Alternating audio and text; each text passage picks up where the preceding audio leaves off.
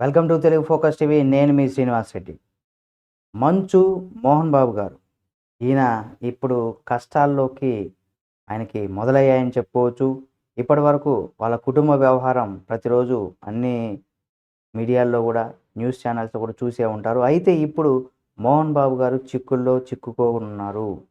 ఎందుకు ఏమని తెలుసుకునే ముందు తప్పనిసరిగా మన Telugu focus TV channel subscribe చేసుకొని పక్కనే ఉన్న బెల్ బటన్ నొక్కడం మాత్రం మర్చిపోకండి. జర్నలిస్ట్ పైన నటుడు మోహన్ బాబు దాడి కేసు ఏదైతే ఉందో రాష్ట్ర వ్యాప్తంగా సంచలనం సృష్టించిందని చెప్పుకోవచ్చు. ఇటువంటి క్రమంలోనే ఇక్కడ ఆయన పైన కేసు నమోదైంది. రాచకొండ సిపి సుధీర్ బాబు గారు ఇవాళ కీలకమైనటువంటి వ్యాఖ్యలు చేశారు. ఈ సందర్భంగా ఆయన మీడియాతో కూడా మాట్లాడుతూ మోహన్ బాబు గారు అరెస్ట్ విషయంలో ఎలాంటి ఆలస్యం లేదని కూడా చెప్పుకొచ్చారు. ఆయన దగ్గర నుంచి కూడా మెడికల్ రిపోర్ట్ రావాల్సి ఉందని కూడా తెలిపారు. ఇప్పటికే మోహన్ బాబు గారికి నోటీసులు కూడా జారీ చేశామని కూడా వెల్లడించారు.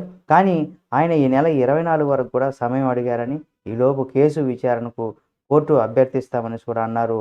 మంచు మనోజు, మోహన్ బాబు పైన మొత్తం 3 ఎఫ్ఐఆర్లు కూడా నమోదు చేశామని కూడా తెలిపారు.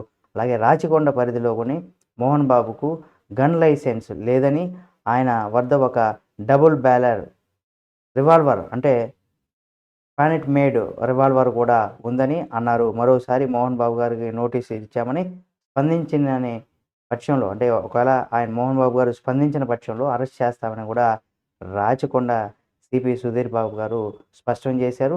ఈ రకంగా ఏంటంటే ఒక రకంగా అటు మనోజ్తో గొడవ, ఇటు ఇప్పుడు ఈ గన్ లైసెన్సు, మరోవైపు ఏంటంటే జర్నలిస్ట్ పైన దాడి. ఈ 3 వ్యవహారాల్లో కూడా మోహన్ బాబు గారు కొంత అనారోగ్యం పాలవడం, ఆ తర్వాత ఇప్పుడు ఇక అరెస్ట్ తప్పదనేటటువంటి నేపథ్యంలో కూడా ఆయన కోర్టును కూడా ఆశ్రయించడం జరుగుతుంది. ముందుగానే దీనికి సంబంధించి మరి కోర్టులో ముందస్తు బెయిల్ అప్పీల్ చేస్తారా? ఏం జరగబోతుంది?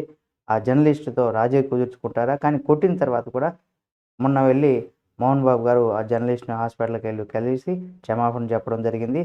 నేను మనోజ్‌ను కొట్టడం వాస్తవం, తప్పు చేశానని కూడా ఒప్పుకోవడం. మరోసారి కూడా ఇక మనోజు అలాగే విష్ణు వ్యవహారంలో కూడా కొంత గందరగోళమైనటువంటి పరిస్థితి వాళ్ళిద్దరి మధ్య కూడా జరుగుతుంది.